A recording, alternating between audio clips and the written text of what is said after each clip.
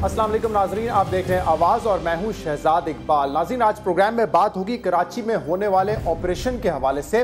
कराची के हालात 2008 से हमने देखा था कि खास तौर पे बिगड़ना शुरू हुए थे। टारगेट किलिंग में इजाफा हुआ, किडनैपिंग फॉर रैंसम में इजाफा हुआ, भत्ताखोरी में इजाफा हुआ और 2011, 12, 13 ये वो साल थे जिसमें आप कह सकते हैं कि जराइम और खास तौर पर टारगेट किलिंग जो है वो कराची में उरूज पर पहुंच चुकी थी। 2013 में फिर यह फैसला किया गया कि कराची में एक ऑपरेशन करना है। ये ऑपरेशन जो है यकीनन पॉलिटिकल पार्टीज की इसमें मर्जी शामिल थी और साथ साथ पुलिस और रेंजर्स का ये जॉइंट ऑपरेशन होना था।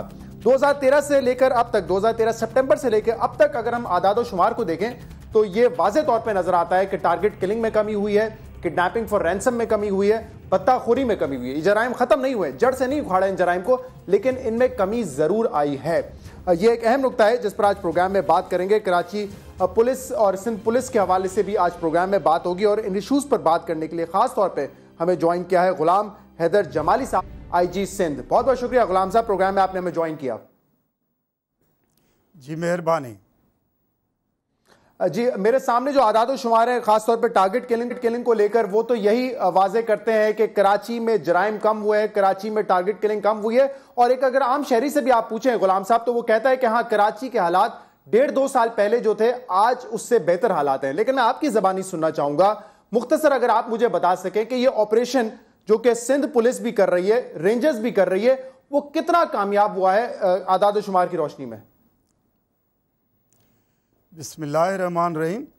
शहजाद साहब, मैं आपको बता दूं कि अल्हम्दुलिल्लाह ये जो टारगेट ऑपरेशन हम कराची में कंडक्ट कर रहे हैं, इसके बेहतरीन रिज़ल्ट आए हैं। क्राइम में जो है वो रिमार्केबल कमी हुई है। अगर मैं स्टेटिस्टिक्स की बात करूं तो मर्डर्स जो हैं, सिर्फ ये जो मौजूदा 6 महीने हैं 2015 के, उसकी बात करूं तो मर्डर्स में कोई 55% कमी हुई है। टेररिज्म के केसेस में मोर देन 70% कमी हुई है। किडनैपिंग फॉर रैंसम के केसेस में मोर देन 80% कमी हुई है। एक्सटॉर्शन के केसेस में मोर देन 50% कमी हुई है। डेकॉयटी, रॉबरी, इनमें भी मोर देन 40% कमी हुई है। एक बात मैं आपको बताता चलूं कि बैंक डेकॉयटीज, बैंक रॉबरीज, अच्छा, मैं इसमें अगर आपसे पूछ लूं दोबारा, टेररिज्म में आप कह रहे हैं, दहशतगर्दी में 70% कमी हुई है। दहशतगर्दी में आप कह रहे हैं कि 70% कमी हुई है। दहशतगर्दी में जी 80%, 70 से भी ज्यादा है, 80% कमी हुई है। ठीक है। मैं आपको बता दूं कि कराची में एक मैसिव टेररिज्म का एक अटैक हुआ था आगा खानी कम्युनिटी में। आप सफूरा गोट का केस आप सबने सुना। ये केस जो है वो सिंध पुलिस ने वर्कआउट किया है। इसमें जो टेररिस्ट थे, जो मास्टरमाइंड थे, ये सारे के सारे पकड़े गए हैं। और because of the detection of this case, more than 37 terrorism के केस जो कि कराची में भी हुए थे, हैदराबाद में भी हुए थे और मुख्तलिफ कम्युनिटीज़ के साथ हुए। अहले तशी के थे, बोहरी कम्युनिटी के लोग थे, आगा खानी कम्युनिटी के लोग थे। इन सब के साथ ये वाक़यात पेश हुए। डॉक्टर लोबो था, एक क्रिश्चियन लेडी था, अमेरिकन जो थे। और ख़ास तौर पे मैं आपको बता और आप कह रहे हैं कि पुलिस ने इसमें खातिर खा पेशरफ्त हासिल कर ली है। लेकिन मुझे अब, क्योंकि आप सफूरा का जिक्र आपने अभी कर दिया, मैं ये सवाल बाद में पूछना चाह रहा था। ये जो सस्पेक्ट्स पकड़े गए हैं, जो मुल्जिमान पकड़े गए हैं, जिनका ताल्लुक सबीन महमूद के केस से और सफूरा इंसिडेंट से बताया जा रहा है, ये किस ग्रुप से ताल्लुक रखते हैं गुलाम साहब, और इनकी इंस्पिरेशन वगैरह कहां से थी? क्योंकि ऐसी खबरें भी हैं कि शायद इनके ताने बाने दाइश से जाके मिलते थे। देखिए, बेसिकली तो ये वो क्रिमिनल हैं जो कि कराची के भी रहने वाले हैं। कोटड़ी से भी कुछ लोगों का ताल्लुक है, पंजाब के कुछ इलाकों से भी इनका ताल्लुक है। शुरुआती तौर पे तो ये जो थे ये अलकायदा से एसोसिएटेड थे। इनकी मेन लॉयल्टी तो अलकायदा से थी। अलकायदा से आप कह रहे हैं एस्टैब्लिश हुए, लेकिन दाइश से कोई बाज़ाब्ता इनके लिंक नहीं साबित हुए। जी, इस केस की जो है कॉम्प्रिहेंसिव इन्वेस्टिगेशन हम कंडक्ट कर रहे हैं। और मैं आपको बता दूं कि इस इन्वेस्टिगेशन में जितने भी आई एजेंसीज के दोस्त हैं वो हमारे साथ शामिल हैं। और इसकी तफ्तीश जो है अभी तक हम कर रहे हैं। हतमी में कोई बात नहीं करूंगा, लेकिन ये एक बात हकीकत है कि शुरुआती तौर पे इनका ताल्लुक अलकायदा से था। अच्छा, इस ऑपरेशन को लेके, कराची के ऑपरेशन को लेके तहफ्फुज़ात भी सामने आए हैं गुलाम साहब, लेकिन अगर आप कह रहे हैं कि दहशतगर्दी में इतनी कमी आई है, क्राइम में इतनी कमी आई है, तो यकीनन या तो आपने उन क्रिमिनल्स को पकड़ा होगा, उन दहशतगर्दों को पकड़ा होगा या मारा होगा। लेकिन फिर क्या वजह है कि एमक्यूएम हर थोड़े अरसे के बाद आके, और एमक्यूएम की बात करना इसलिए जरूरी है क्योंकि वो कराची की सबसे बड़ी जमात है, वो कह रहे हैं कि इस ऑपरेशन का हदफ हमें बनाया जा रहा है, एमक्यूएम को खत्म करने के लिए ऑपरेशन किया जा रहा है। गुलाम साहब, आप कह रहे हैं क्रिमिनल्स को पकड़ा, दहशतगर्दों को मारा, इसीलिए क्राइम कंट्रोल में आया, इसीलिए दहशतगर्दी में कमी आई है। वो कह रहे हैं कि ये निशाना ही हमें बनाया जा रहा है इस ऑपरेशन से। हकीकत क्या है? देखिए, हम जो ऑपरेशन कंडक्ट कर रहे हैं वो सिर्फ क्रिमिनल के खिलाफ कर रहे हैं। हम प्रोफेशनल लोग हैं। जहाँ हमें कोई क्रिमिनल नज़र आता है, जहाँ कोई मिलिटेंट है, जहाँ कोई टेररिस्ट है, हम उसके खिलाफ काम करते हैं और कार्रवाई करते हैं। मैं एक छोटी सी बात आपको बता दूं, हमसे मुराद आपकी पुलिस और रेंजर्स दोनों कि इस हमसे मुराद आपकी पुलिस और रेंजर्स दोनों हैं जी। लेकिन इसमें सबकी एक बहुत बड़ी मेहनत है, लेकिन पुलिस जो है उसकी अल्हम्दुलिल्लाह बेतहाशा मेहनत है। Police has put a huge effort, ठीक है। और पुलिस एक्शन की वजह से कोई एक साल में मोर देन 1400-1500 क्रिमिनल जो है वो न्यूट्रलाइज भी हुए हैं, 1400, और हजारों की तादाद में जो है पकड़े गए हैं। ये इतना बड़ा एक्शन हुआ है। अच्छा, मैं उसी नुक्ते पे आना चाहूंगा जमाली साहब, अगर आप मुझे बता सकें कि जो एमक्यूएम के तहफ्फुज़ात हैं कि ये एक सियासी जमात के खिलाफ हो रहा है ऑपरेशन और हमें खत्म करने के लिए हो रहा है, ये तासुर जो कि दिया जा रहा है एमक्यूएम की तरफ से, ये दुरुस्त है या नहीं है? देखिए, मैंने आपको पहले भी बताया, दोबारा भी कहूँगा कि हम जो है वो एक प्रोफेशनल वे में ये कराची ऑपरेशन कंडक्ट कर रहे हैं। अगर मैं एक सिर्फ लियारी का आपको मिसाल दे दूं जो कि एक सक्सेस स्टोरी है, तो लियारी में इस 6 महीनों में मोर देन 105 क्रिमिनल्स जो हैं वो न्यूट्रलाइज हुए हैं, और सैकड़ों की तादाद में, हज़ारों की तादाद में पकड़े गए। जहीं भी हमें कोई क्रिमिनल नज़र आता है, चाहे लियारी हो, चाहे डिस्ट्रिक्ट सेंटर हो, चाहे वेस्ट हो, चाहे ईस्ट हो, चाहे मलीर हो, जहीं भी हमें कोई क्रिमिनल नज़र आता है और जहीं भी कोई क्राइम होगा, हम उसके खिलाफ एक्शन करते हैं। अल्हम्दुलिल्लाह इस वक्त सिचुएशन ये है। मुझे ये बात समझ नहीं आ रही है। मैं जमाली साहब बड़ी माजरत के साथ मैं ये तीन दफा आपसे पूछ चुका हूं। सर आप आईजी सिंध हैं, आप सबसे बड़ा ओहदा है आपका पुलिस में सिंध में। अगर आप इस तरह घुमा फिरा के जवाब देंगे तो मेरे ख्याल से लोगों की तसल्ली नहीं होगी, ना तो एमक्यूएम की तसल्ली होगी। आप कैटेगोरिकली बता सकते हैं, मैंने आपसे कैटेगोरिकली पूछा है क्या ये ऑपरेशन एमक्यूएम के खिलाफ हो रहा है? आप कैटेगोरिकली बता सकते हैं यस और नो में कि नहीं, एमक्यूएम के खिलाफ नहीं हो रहा है, हाँ ये एमक्यूएम के खिलाफ हो रहा है। आप हमारा जो कराची में ऑपरेशन कंडक्ट कर रहे हैं वो मैंने जिस तरह पहले भी अर्ज़ किया, सिर्फ और सिर्फ क्रिमिनल के खिलाफ हो रहा है। हमें न तो कोई सियासी जमात के खिलाफ नहीं हो रहा, हमारा वास्ता है, न किसी रिलीजियस, कहीं भी कोई क्रिमिनल है। मैं आपको एक और बात इसमें बता दूं कि जी देखें, सबसे ज़्यादा एक्शन तो हमने डिस्ट्रिक्ट वेस्ट में किया है, और उसके मुकाबले में फिर एक्शन हमने लियारी में किया है। लाइक वाइज हमारा एक्शन जो है वो मलीर में हुआ है, ईस्ट में, कराची के तमाम जगहों पे हुआ है। जहीं भी कोई क्रिमिनल नज़र आया है, चाहे किसी पार्टी से उसका ताल्लुक हो, चाहे किसी ग्रुप से ताल्लुक हो, चाहे किसी भी कम्युनिटी से उसका ताल्लुक हो, क्रिमिनल होगा, चाहे उसका ताल्लुक पीपल्स पार्टी मिला है, जरूर हमने एमक्यूएम से हो। ठीक है, अब मैं सर आपकी तवज्जो लाना चाहूंगा एक अहम प्रेस रिलीज पर जो कि रेंजर्स की जानिब से थी। इसमें दो बातें मैं आपसे पूछना चाहूंगा, क्योंकि आप भी जो है एपेक्स कमेटी है उसके मेंबर हैं। उसमें यह कहा गया रिपोर्ट में कि गैर कानूनी तौर पे 230 अरब रुपए कराची से वसूल किए जाते हैं। एक तो इस चीज की तस्दीक करें या तरदीद करें कि हाँ वाकई आपकी भी यही फाइंडिंग्स है, क्योंकि रेंजर्स ने यह कहा कि 230 अरब रुपए हैं। दूसरा, इसी प्रेस रिलीज में यह भी कहा गया है कि लैंड ग्रैबिंग माफिया में सियासी जमातें, city district government, district administration, construction companies, state agent और पुलिस एहलकार शामिल हैं। ये मैं बात कर रहा हूं लैंड ग्रैबिंग माफिया के हवाले से, जिसमें पुलिस का नाम भी लिखा हुआ है, और ये रेंजर्स की प्रेस रिलीज है जो कि उन्होंने एपेक्स कमेटी में भी दी थी, और उस कमेटी का हिस्सा आप भी हैं। जी, मैं आपको बताता चलूं कि कराची जो है वो दुनिया का दूसरा बड़े में बड़ा शहर है। दुनिया के जो बड़े शहर हैं जिसमें अर्बन इशूज़ आ जाते हैं, अर्बन प्रॉब्लम होते हैं, अर्बन क्राइम्स होते हैं, ज़ाहिर है कराची में भी ये चीज़ें पाई जाती हैं। तो ये जो चीज़ें हैं जिनका आपने ज़िक्र किया, ज़रूर उसमें कोई न कोई चीज़ें तो ज़रूर हैं, लेकिन हम और रेंजर्स आपस में मिल कर के ये जो क्राइम्स हैं इसके ख़िलाफ़ हम काम कर रहे हैं। मैं आपको ये भी बता दूं कि आज भी हमारा और पाकिस्तान रेंजर्स का एक बहुत ही कॉम्प्रिहेंसिव मीटिंग हुआ है, जिसमें डीजी साहब रेंजर्स थे, रेंजर्स के सारे ऑफिसर्स थे, तो पुलिस के मेरे भी सारे कर रहे हैं कि हाँ ये मुमकिन है कि लैंड ग्रैबिंग में, चाइना कटिंग में, कब्जे में जो है वो पुलिस एहलकार मुलविस हो, ये मुमकिन है आप कह रहे हैं? देखिए, सिंध पुलिस जो है एक बहुत बड़ा ऑर्गेनाइजेशन है। मेरे पास कराची में जो पुलिस की जो तादाद है वो कोई 60,000 से ज़्यादा है।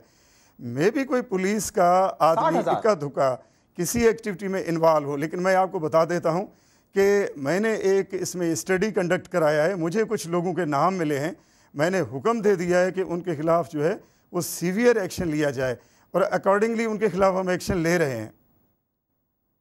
अच्छा, अब वो पुलिस के लोग हैं, आप कह रहे हैं कि मुमकिन है कि कुछ लोग उसमें आ जाते हैं। क्या ये भी दुरुस्त है, कि आपके खिलाफ भी कोई नैब इंक्वायरी चल रही है गुलाम साहब? क्योंकि ये खबर जो है सिर्फ सोशल मीडिया पे नहीं, ये खबर कुछ टेलीविजन चैनल्स ने भी ब्रेक की थी कि आपके खिलाफ भी नैब ने इंक्वायरी शुरू कर दी है। क्या ये बात दुरुस्त है?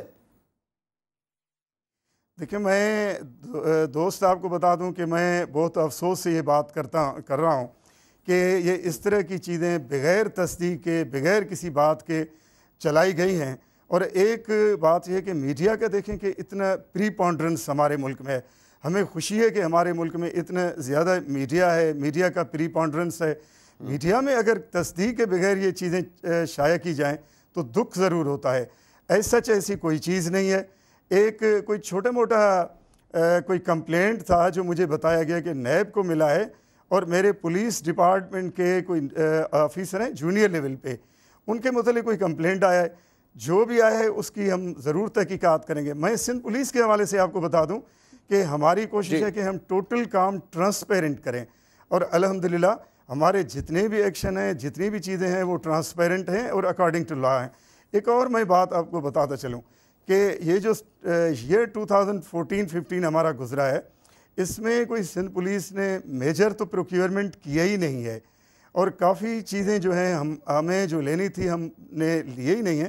तो ये इस किस्म की एक डिसइंफॉर्मेशन सेल मैं ज़रूर कहूँगा। अच्छा, उनकी ऐसी बात है, अभी आपने ये भी कहा ऐसी कोई चीज़ नहीं है। छोटा मोटा कोई कंप्लेंट अगर डिपार्टमेंट में ठीक है किसी एम्प्लॉय के खिलाफ है तो उसकी लेकिन कोई ऐसे करप्शन की इंक्वायरी आपके खिलाफ आप कह रहे नहीं हो रही। अच्छा, अभी आपने ये भी कहा मेरे नॉलेज में, मेरे मालूमात में ऐसी कोई भी चीज़ नहीं है। ठीक है जमाली साहब, मैं इसके आदाद शुमार आपके सामने रखूं क्योंकि मुझे जो हमारे रिपोर्टिंग टीम ने जो कि कराची में रिपोर्ट करते रहते हैं उन्होंने बताया कि 28,159 आपकी नफरी है कराची में। कराची की मैं बात कर रहा हूं, सिर्फ 28,159। उनमें से जो थाने की नफरी है यानी कि एक आम शहरी के लिए जो पुलिस है वो सिर्फ 8,614 है। तो अगर 8,614 है तो आप कैसे कह सकते हैं कि 60,000 की नफरी है कराची पुलिस की? जी, मैं शहजाद साहब आपको बता दूं कि एक कराची का अपना स्ट्रेंथ है। एक कराची में सीटीडी जो है, काउंटर टेररिज्म फोर्स हमारा है, वो काम कर रहा है। एसआरपी है, ये काम कर रहा है। रैपिड एंड रिस्पांस फोर्स है, ये काम कर रहा है। स्पेशल ब्रांच है, ये काम कर रहा है। डिफरेंट हमारे पुलिस के कंपोनेंट हैं जिनकी कराची में डिप्लॉयमेंट है। और अगर ये डिप्लॉयमेंट टोटल हम कलेक्ट कर लें तो कराची में पुलिस की जो तादाद है मैं समझता हूँ 60,000 से भी ज़्यादा है। आप समझते हैं, क्योंकि मैंने जो थाने की नफरी बताई जिसका ताल्लुक एक आम शहरी से होता है, उसको कोई काम पड़ जाए, थाने की जो नफरी है 8,614 है, आप इस फिगर की तस्दीक करते हैं और आप समझते हैं कि ये काफ़ी है या इसको बढ़ाने की ज़रूरत है? जी, ये आप जो बता रहे हैं ये इस तरह नहीं है। कराची पुलिस की जो अपनी तादाद है वो तो 30,000 है। 30,000 में कुछ लोग जो हैं वो सिक्योरिटी ड्यूटीज़ पे हैं, ऑनरेबल जज साहिबान हैं उनकी ड्यूटीज़ में हैं, ये जो गवर्नमेंट के डिपार्टमेंट्स हैं उनकी ड्यूटी में है। ये सब अवाम की ही ड्यूटी में जो है ये लोग लगे हुए हैं। तो अगर हम ये अवाम तो नहीं है, वो अगर कुछ सिक्योरिटी है कुछ प्रोटोकॉल है, ये दोनों कर रहे हैं मेरे ख्याल से, क्योंकि सिर्फ सिक्योरिटी तो नहीं है। जितना बड़ा वजीर होता है उतनी ज्यादा सिक्योरिटी होती है। ये पुलिस के लोग हैं, ये कराची के अवाम जो हैं, कराची के जो लोग हैं, कराची की जो पॉपुलेशन है उनके ड्यूटीज़ में। एक और चीज़ है कि ज़ाहिर है हमें एक कराची में सिक्योरिटी के मल्टीपल चैलेंजेस हैं और कहीं सिक्योरिटी का चैलेंज ज़्यादा है तो जाहिर है कि उधर हमने जो है वो डिप्लॉयमेंट ज़्यादा की हुई है। ये आप तो मुझे बता सकते हैं जमाली साहब कि क्या आप इस चीज़ में फ़र्क करते हैं और इस चीज़ का ख्याल रखते हैं कि जो वुज़रा है, जो कुछ तो ऐसे के वजीर भी नहीं है, खाली किसी ना किसी सियासी जमात से ताल्लुक है, या वो भी नहीं है, कोई इन्फ्लुएंशियल लोग हैं, उनको जो पुलिस दी हुई है, क्या वो उनकी ज़रूरत है सिक्योरिटी या उनका वीआईपी प्रोटोकॉल भी है? और इस चीज़ में आप फ़र्क करते हैं कि नहीं करते हैं? जी, अगर किसी को देखें जी, थ्रेट है, थ्रेट परसेप्शन के हिसाब से तो सिक्योरिटी हम ज़रूर प्रोवाइड करते हैं, लेकिन bulk of the force is for the security of common man. मैं आपको बता दूं कि ये मेरे लोग आखिर अवाम की ड्यूटी और अवाम के सिक्योरिटी के लिए लगे हुए हैं, तभी तो ये लॉ एंड ऑर्डर की सिचुएशन इतनी अच्छी हुई है। न सिर्फ मैं कराची की बात करूं, मैं तो क्यों एज IG सिंध आपको बता दूं कि जिस दिन मैंने टेक ओवर किया था एज IG सिंध, बहुत बड़ी तादाद में जो था लोग जो थे वो अबडक्ट थे, किडनैपिंग फॉर रैंसम के बहुत सारे केसेस थे। मुझे तो जो डेटा मेरे पास है उसमें तो एक बहुत बड़ी तादाद थी। मैं आपको बता दूं कि जमील साहब, मुझे इसको मैं आपसे एक बड़ा अहम सवाल करने लगूं, अगर मैं इस पर आ जाऊं। इस वक्त जीरो किडनैपिंग पे हम जो है वो जा रहे हैं। चलें, बड़ी अच्छी बात है और हालात हम उम्मीद करते हैं कि ऐसे ही रहे। ये मुझे बताएं जमाली साहब के क्या रॉ की इन्वॉल्वमेंट के कोई शवाहिद आपको मिले बराह रास्त कराची में, कोई ऐसी कार्रवाइयां जिसमें डायरेक्ट रॉ की इन्वॉल्वमेंट हो? आप ही के डिपार्टमेंट SSP राव अनवर साहब ने एक प्रेस कॉन्फ्रेंस भी की थी जिसमें उन्होंने 2 लोगों को सामने किया था जिनका ताल्लुक MQM से बताया गया था। वो कहा था कि ये रॉ से ट्रेनिंग लेकर आए। उस पर कितनी तहकीकात हुई है, उस पर क्या एक्शन लिया गया, क्या आपने अपने तौर पर पता करने की कोशिश की? क्योंकि एक बड़ा इल्जाम है, सिर्फ SP SSP लेवल पे इसको नहीं देखा जा सकता। आपने क्या किया इस हवाले से? देखें, आपने खुद ही पहले बात की थी कि 2010, 11, 12 में बहुत ही टेररिज्म के केसेस कराची में हो रहे थे, किलिंग कराची में हो रहा था, टारगेट किलिंग के वाक़यात हो रहे थे। तो ज़ाहिर है ये जो बाहर के एलिमेंट हैं उनको तो हम किसी भी सूरत रूल आउट नहीं कर सकते। लेकिन मैं एक चीज़ आपको बता दूं कि इस वक्त जो सिंध पुलिस है, जो हमने मेहनत की है, उसमें ये जो क्राइम है इन पे हमने काफ़ी हद तक कंट्रोल कर लिया है। सर, ये आप बहुत दफा बता चुके हैं और मैं भी ये दोहराता रहा हूं, इसमें कोई शक नहीं है। मुझे पता है कराची में क्राइम कंट्रोल में है, लेकिन रॉ से डायरेक्ट कोई इन्वॉल्वमेंट, और खासतौर पे वो 2 लोग जिनका जिक्र SSP राव अनवर ने किया था कि इनका ताल्लुक भी MQM से भी है और उन्होंने रॉ से ट्रेनिंग ली, उस पर कोई तफ्तीश की आपने अपने तौर पर? देखें, जो आप जिस चीज़ की बात कर रहे हैं इसके लिए हमने एक GIT का ऑर्डर किया हुआ है। GIT इस पूरी चीज़ की जो है वो कॉम्प्रिहेंसिव इंक्वायरी कंडक्ट कर रही है।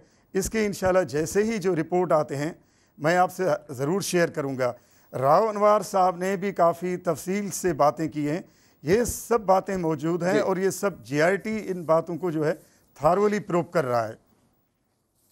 ठीक है, जबरदस्ती फितरा जमा करना कराची के लिए कोई नई बात नहीं है। रेंजर्स ने भी अपनी ऑपरेशन लाइंस भी इस पर रखी हुई है कि आप हमें कॉल कर सकते हैं। पुलिस क्या इस हवाले से क्या कर रही है और अब तक क्या तफसीलात है कि फितरा जबरन जबरदस्ती लिया जा रहा है लोगों से, या इस हवाले से कोई ज्यादा शिकायत नहीं पहुंची आप तक? देखें, ये इस किस्म की जो बातें हैं माजी में तो इनका बहुत ही जो है वो इशू था, चलता रहता था। इस वक्त हमने इतने ज़्यादा स्टेप्स ले लिए हैं कि चाहे इस किस्म की कोई बात हो या अदरवाइज़ किसी क्राइम की कोई बात हो, हम सख्त एक्शन कर रहे हैं। मैं एक और बात आपको बता दूं, और पहले मैंने बता दिया था कि एक्सटॉर्शन जो कराची में हो रहा था इसको ऑलमोस्ट मैंने एलिमिनेट कर लिया है।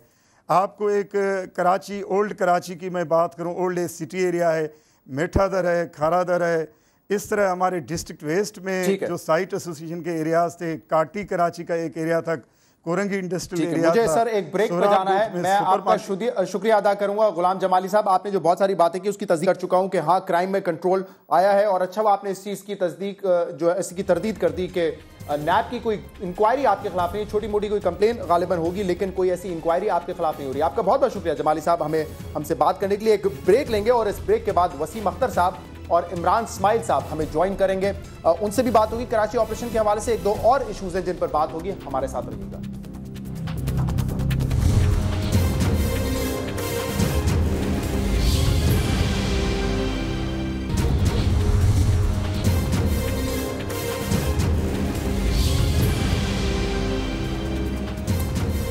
वेलकम बैक नाजरीन, हमारे साथ प्रोग्राम में मौजूद है वसीम अख्तर साहब, MQM के सीनियर रहनुमा। वसीम अख्तर साहब, अभी आपने देखा IG सिंध गुलाम हैदर जमाली साहब को मैंने इंटरव्यू किया, उनसे एक नहीं 3 दफा पूछा और तीनों दफा उन्होंने कहा कि ये कराची का ऑपरेशन क्रिमिनल एलिमेंट्स के खिलाफ है, दहशत गर्दों के खिलाफ है। आदाद और शुमार के जरिए उन्होंने बताया भत्ताखोरी में कमी आई है, किडनैपिंग फॉर रैंसम में कमी आई है, टारगेट किलिंग में कमी आई है, और वो कह रहे हैं कि हमने क्रिमिनल्स और टेररिस्ट को एलिमिनेट किया है, इसीलिए तो कमी आई है। लेकिन आप लोगों का एक ही मौकिफ है कि ये हमारे खिलाफ ऑपरेशन हो रहा है, MQM को खत्म करने के लिए ऑपरेशन हो रहा है।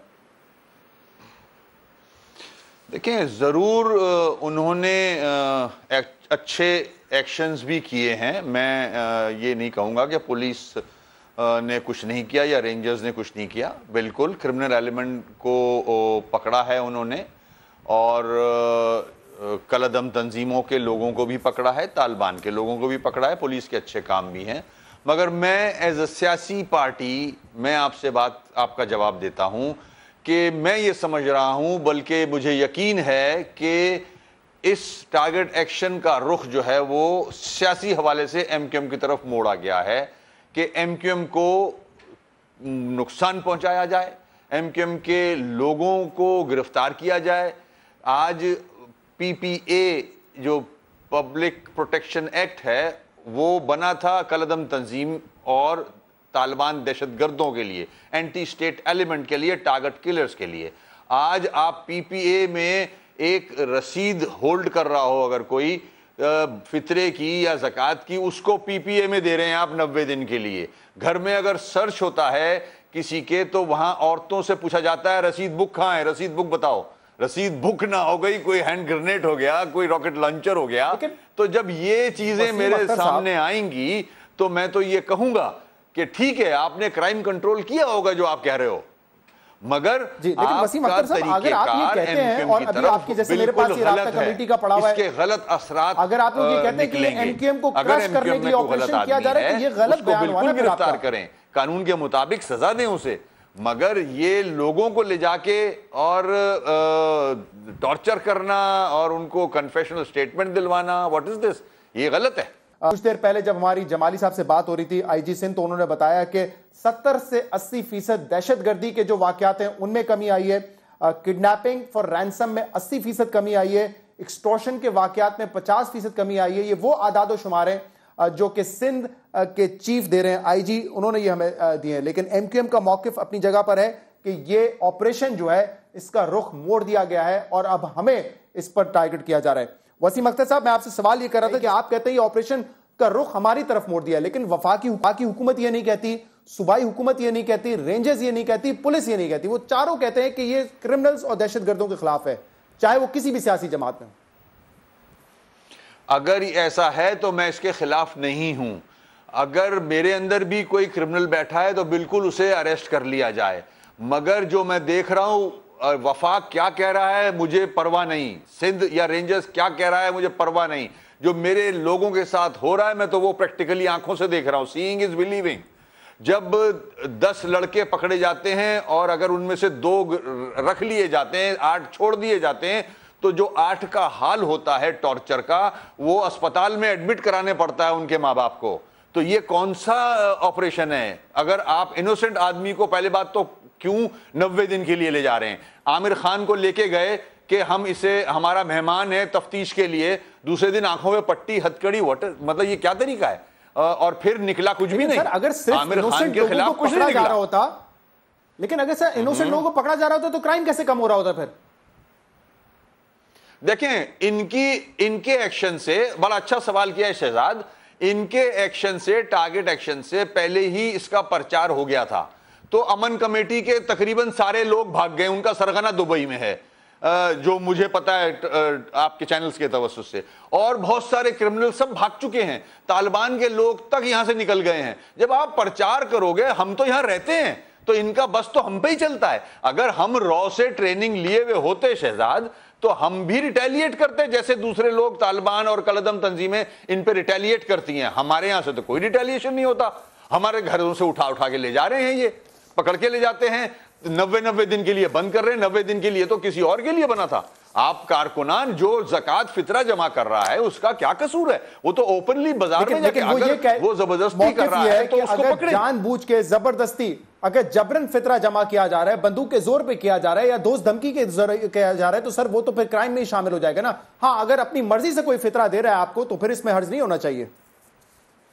देखें, माजी में शहजाद आपके चैनल्स भी कहते रहे कि एमक्यूएम जो है वो जबरदस्ती वोट लेती है, गन पॉइंट पे वोट लेती है, जबरदस्ती वोट डलवाती है। आपने देख लिया 246 का इलेक्शन, जबरदस्ती वोट नहीं डला, 95,000 वोट डला है। और रेंजर्स की निगरानी में ऊपर नीचे, छत पे नीचे, अला बला हर जगह रेंजर्स थी, फिर भी एमक्यूएम को 95,000 वोट पड़ा। तो ये 95,000 वोट भी देते हैं, ज़कात फितरा भी देते हैं और खाले भी देते हैं। ये 90 दिन की कस्टडी तो अब कानून का हिस्सा है, लेकिन उसके बाद अदालत में उनको पेश किया जाता है और अगर कार्रवाई ठीक नहीं होती या उन्होंने जो चार्जेस लगाए वो साबित नहीं कर सकते, तो फिर वही होता है जो आमिर खान साहब के साथ हुआ, उनकी बेल हो गई। और अगर बाकी लोग भी बेकसूर हैं तो उनको भी छोड़ दिया जाएगा। अदालती निजाम पे तो भरोसा है ना आपको? शहजाद, ये बोलना बहुत आसान है, यहां बैठ के जैसे आप बात कर रहे हो, किसी के बच्चे को शक की बुनियाद पे ले जाएं आज और 90 दिन के लिए फिट कर दें उसके, और रमजान का महीना है, ईद सामने है, उस घर का क्या हाल होगा? आपका तो शक हो गया, आपने तो 3 महीने बाद छोड़ दिया उसे, उसके घर पे क्या बीती ये पता है आपको? उसको कौन वो जो सफर कर रहे हैं उसको कौन पे करेगा? मजाक बनाया हुआ है क्या आपने? क्रिमिनल पकड़े, बिल्कुल आप पकड़े, मैं अगेंस्ट नहीं हूं, मेरे अंदर भी क्रिमिनल पकड़े उसे, मगर अच्छा फिर जब ले जाते हैं, जब वापस आता है तो वो टॉर्चर 3rd डिग्री हुआ था उस पर, वो कौन जिम्मेदार है उसका? मारते क्यों है उसे? इनोसेंट को मारा क्यों जाता है? ये कौन सा तरीका है यार? वसीम अख्तर साहब, मुझे आप बता सकते हैं, क्योंकि आमिर खान साहब तो वापस आ गए बेल पर, क्या आमिर खान साहब के साथ भी तशद्दुद हुआ है कस्टडी में? बिल्कुल हुआ है। आप सुने, आप इतने इनोसेंट बन रहे हैं शहजाद, इस मुल्क में कोई भी जाता है तो वो खाली हाथ नहीं आता, उसको वो वैसे वापस नहीं किया जाता है, ये तरीका है आपके मुल्क का। तो फिर मुझे ये बताएं कि सर इस तरह तो फिर किसी को भी नहीं पकड़ सकते शक की बुनियाद में। जाहिर सी बात है, चाहे पुलिस कार्रवाई करे, जैसे अभी जमाली साहब कह रहे हैं कि हमें दहशतगर्दों को पकड़ा, वो भी इंटेलिजेंस पे होगा। अगर आपके लोगों को पकड़ेंगे वो भी इंटेलिजेंस पर होगा, तो आखिर में तो कोर्ट नहीं फैसला करना है ना। इस तरह तो फिर आप क्रिमिनल्स भी हाथ नहीं डाल सकते कि यार कैसे, अगर ये बेकसूर हुआ तो उसको फिर क्या करेंगे हम? ओ भाई, आप मेरी बात समझ नहीं रहे हो। पूरी कराची को कर लें गिरफ्तार, मगर टॉर्चर तो नहीं करो यार। किसी घर का बच्चा अगर शक की बुनियाद पे ले जाते हो, ले जाओ, उसके माँ बाप परेशान रहते हैं, खौफ में रहते हैं कि लाश ना मिल जाए, और जब वो वापस आता है तो उसको देख के माँ बाप रोते हैं, चीखते हैं कि क्या हाल कर दिया। लेकिन इस चीज को भी नहीं डिफेंड करना चाहिए कि क्योंकि वो हमारे लोग थे तो उनको गिरफ्तार नहीं किया जा सकता अगर वो क्रिमिनल्स हैं तो। ये तो आप कह रहे हो, मैं नहीं कह रहा, मैंने कभी नहीं कहा। मेरे अंदर अगर क्रिमिनल है उसको गिरफ्तार करें, मगर मेरे पार्टी के लड़के के साथ ज्यादती ना करें। नहीं वसीम साहब, आप जो आपकी जमात जो तासुर देती है, अभी जो अल्ताफ हुसैन साहब का बयान है कि हमें क्रश करने की कोशिश की जा रही है, तो वो तो ऐसा लग रहा है कि सियासी इंतकाम लेने की कोशिश की जा रही है ना एमक्यूएम से। ये तासुर देना, चले गलती की बुनियाद पे, गलत इंटेलिजेंस की बुनियाद पे किसी को उठाना अलहदा बात है, लेकिन ये तासुर देना कि हाँ ये हमें विक्टिमाइज करने के लिए किया जा रहा है क्योंकि हम एक सियासी जमात है, क्योंकि हम मिडिल क्लास की जमात है, वो एक अलग बात है। अल्ताफ भाई जो कह रहे हैं बिल्कुल सही कह रहे हैं, 100% सही कह रहे हैं। आपने टारगेट एक्शन किया है, ज़कात फितरा सारी सियासी जमातें, मजहबी जमातें लेती हैं इस शहर में, आज ये नए बात नहीं है, मगर आपका रुख जो है वो सिर्फ एमक्यूएम पे है। बाकी बता दें आप क्या हो रहा है, किसको गिरफ्तार किया जा रहा है इस फितरे ज़कात पे? हमारे ऑफिस पे रेड किया जा रहा है, हमारे लोग जो रमजान में इफ्तार के लिए बैठ रहे हैं एमएनए के साथ, उसको उठा के ले जा रहे हैं, और फिर कह रहे हैं, प्रेस रिलीज मौजूद है कि हम इनके सेक्टर यूनिट के लोग गिरफ्तार करेंगे, ये तो कह रहे हैं। तो फिर इसीलिए तो मैं कह रहा हूं कि विक्टिमाइज कर रहे हो आप, एक सिंगल आउट कर रहे हो एक जमात को, आप ये गलत कर रहे हो। आपकी तंजीमी कमेटी है, जो आपकी तंजीमी कमेटी है, जो ढांचा है, उसको जो है क्रिमिनल जो है उसको मजबूत करते हैं, इसीलिए आपके सेक्टर इंचार्ज जो है उनको पकड़ा जा रहा है। ये उनका मौकिफ है ना कि तंजीमी कमेटी अस्करी उनको जो है वो मुनज़्ज़म करती है। उनका मौकिफ खुदा ना खास्ता नाउजुबिल्ला कोई आयत तो नहीं है ना, उन्होंने वो जो बोल दें वो सब सही है। 2 साल से तो तंजीमी कमेटी है ही नहीं, कैसे बोल रहे हैं वो? तंजीमी कमेटी तो है नहीं। मुझे एक और इशू पे आपसे वसीम साहब आपकी राय चाहिए। एक तो ये कि साबिक रॉ चीफ ने अभी ये कहा है कि अल्ताफ हुसैन साहब जो है वो बरतानिया में MI6 के गेस्ट हैं। जब उनसे ये पूछा गया कि क्या रॉ की फंडिंग होती थी एमक्यूएम के, उन्होंने कहा ये MI6 के गेस्ट हैं। एक तो इस चीज का जवाब देते, दूसरा इमरान खान साहब ने कल कहा था कराची आकर कि BBC रिपोर्ट के हवाले से अभी तक आपने उनके खिलाफ कोई एक्शन नहीं लिया, लीगल एक्शन। देखें, जहां तक आप जिन साहब का नाम ले रहे हो रॉ के हवाले से, वो ना मैं उसको मानता हूं ना उसकी बातों को मानता हूं। उसकी बातों को इमरान खान मानता है, हाँ इमरान खान का कोई कनेक्शन लगता है क्योंकि ये यहूदी लॉबी है, इनका कनेक्शन लगता है। इन्होंने कहा है कि वो जो एक्स चीफ है रॉ का, उसने अल्ताफ भाई के लिए ये वाली बात की, तरदीद नहीं की। तो अगर ये बात इमरान खान के लिए सही है तो फिर उसने जो कश्मीर के लिए बात की है फिर वो भी सही होगी। ये मौलाना फजल रहमान ने जो इमरान के लिए कहा था वो बिल्कुल सही कहा था। एंड में आपको मिलेगा कि ये यहूदियों का एजेंट है जो इस मुल्क को तबाह बर्बाद करना चाहता है, काफी कुछ कर चुका है धरने की शक्ल में। आज हर चीज का यूटर्न है। BBC रिपोर्ट के हवाले से वो कह रहे हैं कि आपने कोई कानूनी कार्रवाई नहीं की। अगर आप समझते हैं कि वो इल्जाम गलत है तो फिर इल्जाम गलत है तो फिर क्या करेंगे BBC report? Shahzad, BBC report पे हमारा जब हमारा लीगल एडवाइजर हमें एडवाइस करेगा, we will go against them in the court. Till then हम अपनी कार्रवाइयां कर रहे हैं, हम बेहतर समझते हैं। बहुत बहुत शुक्रिया वसीम अख्तर साहब। एक प्रोग्राम में ब्रेक शामिल करेंगे, इसके बाद आपके सामने हाजिर होते हैं, हमारे साथ रहिए।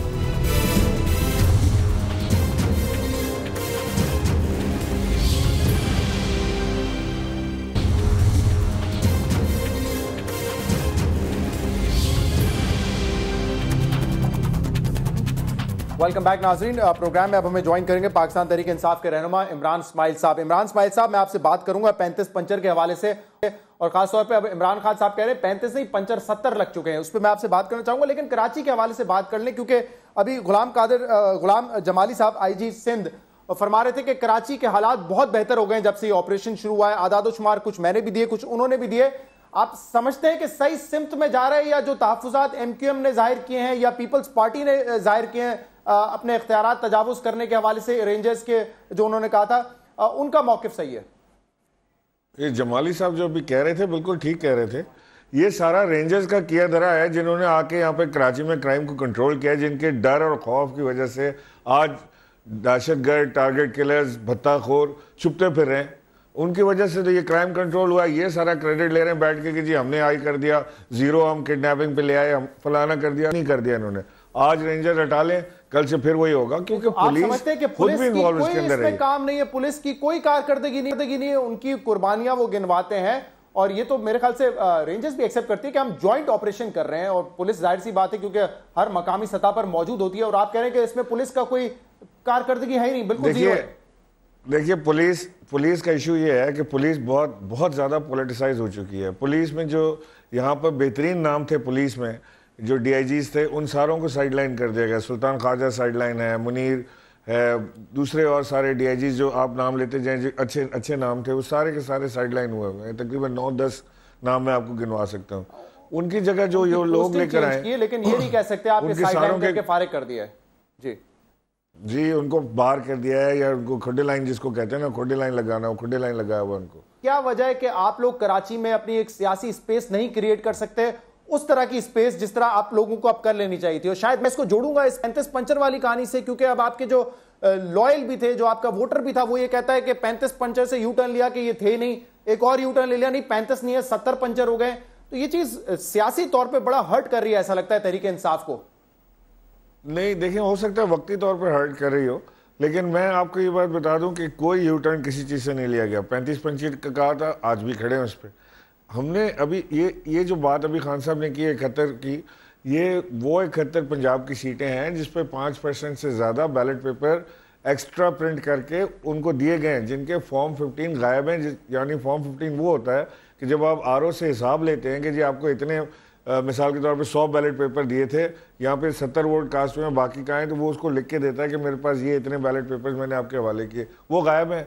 हम कैसे हिसाब लें इसमें? मैं कैसे ना मान लूँ कि इसमें PTI के वोट निकाल के फाड़ के और जो एक्स्ट्रा बैलेट पेपर थे वो डाल के फॉर्म 15 फाड़ के, तो फिर क्या वजह है कि आपके दोस्त आरिफ अलवी साहब कहते हैं कि अब हमें इस पे माफी मांग लेनी चाहिए? और मैं अपने सवाल पे वापस आता हूँ, क्योंकि चले 35 पंचर पे आरिफ अलवी साहब की भी कुछ उम्र ज्यादा हो गई है हमारे चीफ मिनिस्टर की तरह। आरिफ अलवी साहब की उम्र ज्यादा हो गई है? हाँ, वो भी चीफ मिनिस्टर की तरह कभी कभी वो थोड़ा सा ऑफ हो जाते हैं। उन्होंने माफी भी मांग ली थी, माफी मांगते हैं। नहीं, उन्होंने उसके ऊपर माफी भी मांगी थी। 35 पंचर की माफी पे माफी नहीं मांगी। आपको बताऊं, हकायक नहीं मुल्क साहब को पता है, लेकिन आप कह रहे हैं आरिफ अलवी साहब, जो कि मैं जानता हूं कि आपके दोस्त भी हैं, आप कह रहे हैं उनकी उम्र ज्यादा हो गई इसलिए उन्होंने माफी मांगी थी। जी शहजाद, वो मैं अजराए मजाक एक बात आपसे कह रहा था, लेकिन एक्चुअली हुआ ये था कि जो रात को खान साहब का इंटरव्यू आया था ना, जिसमें खान साहब ने कहा कि जी 35 पंचर एक पॉलिटिकल स्टेटमेंट थी, वो आरिफ साहब समझे कि जी शायद हम इस पर माफ़ी मांगने लगे, और वो एक स्टेप आगे चले गए, जाके उन्होंने माफ़ी मांग ली बगैर सारी चीज़ को देखे सोचे समझे। उन्होंने ये उनसे ही गलती हुई। उसके बाद जब सारी बात क्लियर हुई, उम्र ज़्यादा हो गई है। सही है, चले यही समझ लें उम्र ज्यादा हो गई, यही मैंने कहा। मैं एक लास्ट क्वेश्चन मुझे बड़ा मुख्तसर जवाब देगा इसका। अगर लाख बुराइयां हैं कराची में MQM में, लाख बुराइयां हैं पीपल्स पार्टी की सिंध में, क्या वजह है कि आज भी वसीम अख्तर साहब मुझे कुछ देर पहले कह रहे थे कि हमने पहले से ज्यादा वोट लेके दिखाया है? किधर किस हवा में रहते हैं वसीम अख्तर साहब? हल्के में सर, वो भी पता नहीं कुछ वसीम अख्तर साहब के भी मेरे ख्याल है उम्र उसी तरफ गामजन है तेजी से भाईजान। मैं ये उन्होंने नहीं कहा, लेकिन मैं आपको कह रहा हूं, सुन ले इमरान इस्माइल साहब, सुन ले, जो जिस हिसाब से वोट पड़ा है बाय इलेक्शन में, एमक्यूएम ने उतना ही वोट लिया था जितना उसी हल्के में उन्होंने 2013 में लिया था। ये बात तो दुरुस्त है ना? नहीं लिया ना उन्होंने, पहले 1 लाख पता नहीं 1.5 लाख के करीब वोट उन्होंने लिया था जब ये नबील गबोल जीते थे। 140, 150 या कितना 170 को इस तरह का था। छोड़ दें, क्या वजह आप स्पेस नहीं बना सके, ये बता दें। क्या नहीं कर सके? अपनी सियासी स्पेस नहीं बना सके आप, इनकी लाख बुराइयों के बावजूद। मैं तो समझ रहा हूँ हमारी बड़ी जबरदस्त सियासी स्पेस है यहाँ पे, क्योंकि अगर मैं एक बात आपको बता दूं शहजाद कि अगर एमक्यूएम के अंदर जरा भी यहाँ पे इनके पास ये निकाल देना आप इनके पास से दहशतगर्दी और इनका टेरर, तो ये कुछ भी नहीं है कराची में। ये 2013 के इलेक्शन हार गए थे, 4 सीटें नहीं इनकी निकल रही थी। अली जैदी जीत गया था 242 से, 251 हम जीत चुके थे, 253 हम जीत गए थे, 248 हम जीत गए थे। ये सारी 2-2, 4-4 हजार वोट से इन्होंने दांधली करके आखिर में आ रहा है। आप बताए ना, अली जैदी के 55,000 वोट थे। ठीक है, वो अभी साबित नहीं हुआ। इमरान फैज साहब, आपका, जमाली साहब आपका भी शुक्रिया, वसीम अख्तर साहब बहुत बहुत शुक्रिया। इस प्रोग्राम का फीडबैक आप हमें दे सकते हैं। इजाजत दीजिए।